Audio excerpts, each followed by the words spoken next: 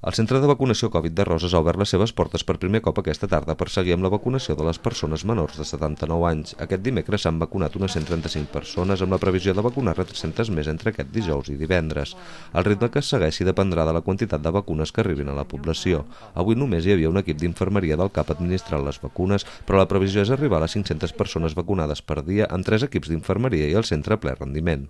I de cares a la setmana vinent estem una mica a l'expectativa de saber la quantitat de vacunes que podrem tenir al municipi de Roses, però el que és important és que l'Ajuntament ha fet la feina, que el CAP ha fet la feina i en aquests moments estem capacitats per fer passar 500 persones cada dia a vacunar-se aquí a Roses. Per tant, el límit que hi hauria seria aquestes 500 vacunes en el cas improbable de que tinguéssim 500 vacunes cada dia per poder vacunar la gent del nostre municipi. Tot i que el centre hagi obert les seves portes avui, encara no ha començat la campanya massiva de vacunació de la població. Les persones que s'han vacunat han estat avisades directament des del CAP, avís que no ha arribat a 285 persones majors de 70 anys que ja haurien d'haver estat vacunades i que encara no han rebut la primera dosi.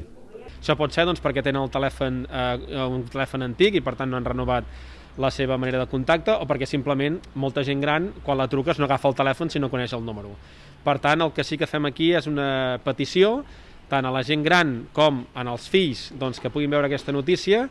que si és una persona més gran de 79 anys o de 79, és de 79 cap amunt, i no ha estat trucada a dia d'avui per anar-se a vacunar, que ells mateixos truquin al CAP, que els hi donaran hora immediatament i de cares a la setmana vinent podran venir a vacunar-se. La vacuna que s'està administrant a Roses és la Pfizer-BioNTech.